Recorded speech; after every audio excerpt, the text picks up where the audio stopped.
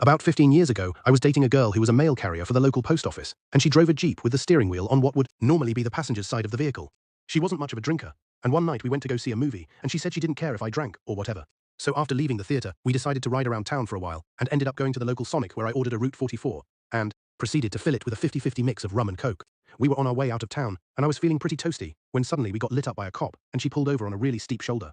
The cop walks up to my side of the vehicle with his flashlight, and I rolled the window down, and he says he's stopping me for a bad tail light. And then pauses suddenly and says, "Sir, have you been drinking tonight?" I said, "Yeah, a little bit, but I'm not driving."